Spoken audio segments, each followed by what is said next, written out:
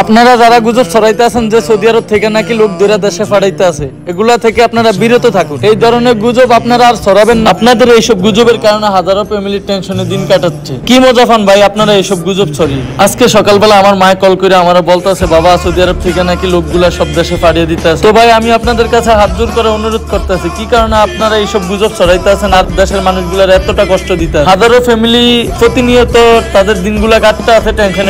কারণ কারো সন্তান, কারো ভাই, কারো চাচা, কারো জেঠা, কারো বাবা এই প্রবাসে ফইরা রয়েছে।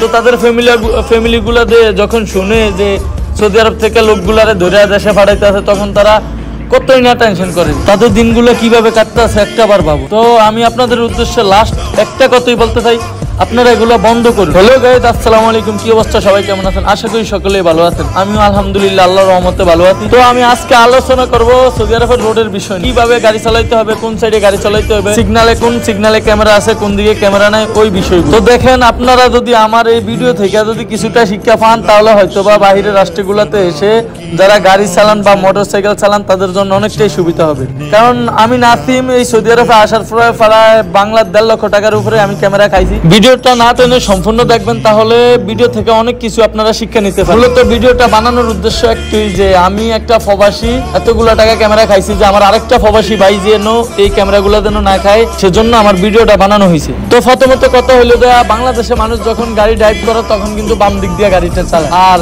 বাইরের রাষ্ট্রগুলোতে কিন্তু ডান দিক দিয়ে চালানো লাগে। তো বাইরের রাষ্ট্রগুলোতে যদি আমি রোডের ব্যাপারে বলি, তাহলে এক ঠেলা মনে করেন আপনার 3টা বা 4টা রোড। যেমন প্রথম যেই গতি মানে সবচেয়ে বেশি স্পিড যে গাড়িটা থাকবে, ওই গাড়ি বাম দিকের একবারে মেইন রাস্তাটা দিয়া ওই দিক দিয়ে চালাইবো, আর একটু মিডিয়াম চালাইলে মাঝখানের রোড, আর একটু আস্তে চালাইলে একবারে ডাইন পাশের রোডটা দিয়ে চালানো। তো দেখেন আমি এখনই অনেক জ্যামে পড়ে গেছি। তো জ্যামে পড়লে এই গাড়ির ভিতর দিয়ে কিভাবে আমাদের মোটরসাইকেল গুলো আমরা সামনে পার করিয়ে নিতে হয় তা আপনারা দেখতে থাকুন। তো দেখেন আমি এখন একটি সিগনালে এসে পড়েছি, আর সিগনালে যখন লাল বাতি জ্বলে উঠবে তখন আমি এক রোড থেকে আরেক রোডে যাইতে পারবো। আর যখনই আমি সিগন্যাল অমান্য করে এক রোড থেকে আরেক রোডে যাওয়ার চেষ্টা করবো, তখনই আমাকে ক্যামেরা মারবে। আর যখন আমাকে ক্যামেরা মেরে দিবে, তখন আমাকে গুনতে হবে সৌদি রিয়ালে 2250 টাকা, যা বাংলাদেশি টাকা 60 থেকে 65,000 টাকা। আর তাছাড়াও আপনি যখন এই ক্যামেরা ইশারাগুলো ক্রস করবেন, তখন হয়তোবা আপনি এদিক থেকে যাওয়ার পথে ওদিক থেকে গাড়ি আসার কালে আপনি অ্যাক্সিডেন্ট হওয়ার সম্ভাবনা অনেকটাই থেকে যাবে। তো আমি মনে করি সিগন্যালে লাল বাতি জ্বলার সাথে সাথে আপনি গাড়িটা ওখানে স্টপ করাটাই অনেকটাই বেটার। আর আরেকটি কথা, আপনি যখন বাইরের রাষ্ট্রগুলোতে গাড়ি চালাইবেন বা মোটরসাইকেল চালাইবেন, তখন কিন্তু আপনার খেয়াল রাখতে হবে লুকিং গ্লাসে। তো আপনাদের সাথে কথা বলতে বলতে দেখেন আমার সিগন্যালে কিন্তু নীল বাতি জ্বলে গেছে, তার মানে কি আমি এই রুটটা ক্রস হইতে পারবো। আর অন্য যেই রুটগুলো আছে ওই রুটগুলো কিন্তু লাল বাতি জ্বলতে আছে, তার মানে তারা এখন স্টপ, আমাদের রুটের গাড়িগুলো যাবে। মূলত আপনি যখন বাইরের রাষ্ট্রগুলোতে গাড়ি চালাবেন, তখন আপনার খেয়াল রাখতে হবে আপনার লুকিং গ্লাসের দিকে। আর আপনি যখন কোনো এক রাস্তা থেকে আরেক রাস্তা যাওয়ার চেষ্টা করবেন, তখন সর্বপ্রথম খেয়াল রাখতে হবে লুকিং গ্লাসের দিকে।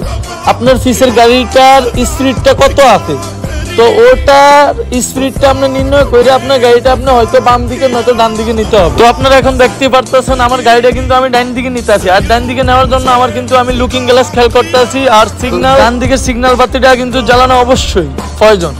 আমি ডান দিকে কিন্তু সিগন্যাল দিছি, আর আমার সামনে যে গাড়িটা ওই গাড়িটা কিন্তু ডান দিকে সিগন্যাল। আমি আমার গাড়িটা একটু স্লো করে দিই, স্লো করে এখন আমি আমার গাড়িটা কি এদিক থেকে পার করতে। তো গাইস, ভিডিওটা আমি এখানেই শেষ করতেছি, আর সবাই ভালো থাকবেন, সুস্থ থাকবেন, নেক্সট ভিডিওর জন্য অপেক্ষা করবেন।